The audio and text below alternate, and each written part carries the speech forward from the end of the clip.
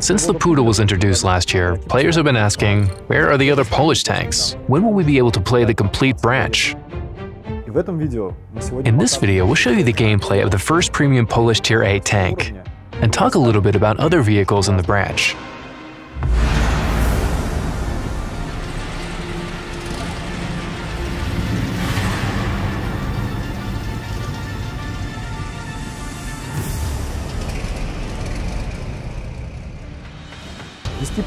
We've wanted to introduce the Polish branch for a long time. Let's say it's been our long-term project. We wanted to add this nation because their tank building started developing right after the end of World War I. For us, it meant that we could find any number of vehicles to use at Tier 1. There were quite a lot of them. After the First World War showed how effective and decisive tanks could be on the battlefield, where they made their debut, the potential of such war machines became obvious to many countries across the globe, including Poland. The first vehicles to enter service in the Polish army were the Renault FT-17. They featured an advanced layout for the time. It's a layout that became a classic, with one rotatable turret placed at the center of the vehicle. Between 1919 and 1920, Poland's efforts to bolster their army put them in fourth place by the number of tanks in service. We had no problems compiling the beginning of the branch, but these vehicles were fit for Tier 6, maybe Tier 7 max. For the time being, the best decision was to add Poland to the mixed tech tree of European vehicles.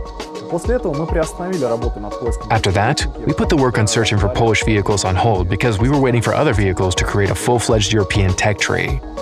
With the course of time, the World of Tanks community, especially the Polish community, offered a lot of different variants from the internet for consideration. Naturally, those vehicles were only fit for a game about space. That's how fantastic they were. But this gave us a reason and impetus to resume work on the Polish branch. We also had the opportunity to delve through the archives we had had no access to earlier. So after that, we were determined to create a complete branch from Tier 1 to Tier 10. It would seem logical to put the Renault FT-17 or one of its variants at Tier 1 for the Polish branch, like we did for some nations in our game. But the Polish developed their own tank, the 4TP. The Polish branch will start with it. Poland had its own tank projects besides the 4TP. For example, the 7TP or the 10TP with the Christie suspension. But the problem was that the war broke out and stopped the development of Polish tanks. We had no vehicles to proceed with. During the search for candidates for top tiers, we would come across either absolutely fantastic vehicles that couldn't fit into the setting of our games, or clones of Soviet tanks like the IS-3 or T-54. After a long search in the Military Technical Academy in Warsaw, we found vehicle variants that we could use for Tier 8, 9, and 10 vehicles, and finally bring the branch to its logical conclusion. These vehicles were developed independently, so they weren't borrowed or copies of the tanks already existing at the time. We will tell you about all the Polish vehicles in detail in another video. For now, let's take the premium Polish Tier 8 tank and use it as an example of gameplay for the top-tier Polish vehicles.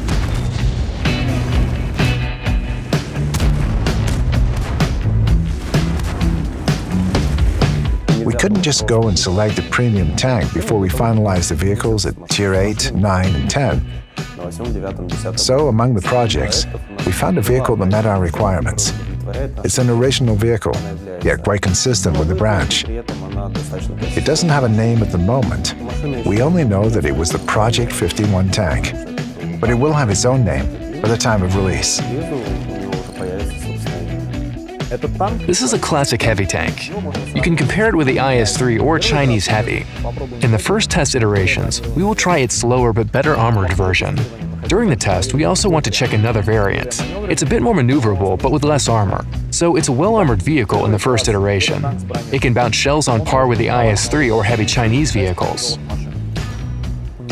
It also has a thick cast turret. You can easily expose it to enemy fire.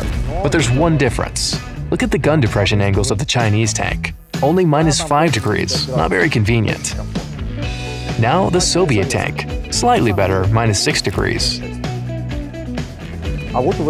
And here's the Polish vehicle. Gun depression is quite good, -8 degrees. So you can play your turret in a hold-down position and use the terrain folds more conveniently. And you shouldn't worry about your gun looking up to the sky on every hillock. Moving on, the upper glacis plate armor. There's an interesting design feature. A highly sloped armor plate that makes shells ricochet off it. This also allows for bouncing off the shells of higher-tier vehicles. Yes, there's one less armored spot, the driver's hatch. There's not much nominal armor there, but the relative armor thickness reaches almost 270 millimeters. Not bad for a Tier 8 vehicle. Let's continue. Side armor. Can you side scrape in this vehicle? Yes, you can, but carefully. It's not the IS-3 or low, which can expose their sides at almost a 45-degree angle. This won't work for the Polish. You need to expose it at a slightly different angle. Otherwise, you risk being penetrated all the time. You should make the angle a little bit sharper, something like this. Now, let's talk about its dynamics. During the first test iteration, the tank won't be very maneuverable. It will lose to the Soviet vehicles a bit, but will of course outmatch any German heavies over distance. Having reached a position, the tank starts firing its gun, its main feature. Good armor penetration with a standard shell and huge damage per shot of 440 allows it to cause damage quite effectively. This is the highest damage per shot for Tier 8 heavy tanks. For example, a medium tank rolls up, you fire a shot.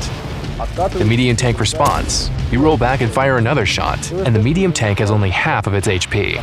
This damage per shot value can impress even heavy tanks. When trading shots, you will come out victorious against any Tier 8 vehicle, except for maybe tank destroyers. So the playstyle in this vehicle isn't about firing loads of shells due to high damage per minute. It's the classic, decent, and steady gameplay. Roll into position, peek out, bounce off a shell, fire back, then roll back and repeat when possible. Let's summarize. The vehicle has its drawbacks. Low mobility, not so well-armored sides compared to Soviet or Chinese tanks, and not a champion of damage per minute. But it has a very strong turret, well-armored upper glacis plate, and good gun depression angles. Also, there's decent damage per shot and high armor penetration with a standard shell. This means this tank will farm. Plus, the general gameplay. It's as easy as falling off a log. So here's the vehicle we've got. It has already been initially set up, and will go to the super test soon. Players have been asking us to talk about our plans for the vehicles in advance. Similarly to the Italian tanks, we're telling you about the future of the Polish branch early on.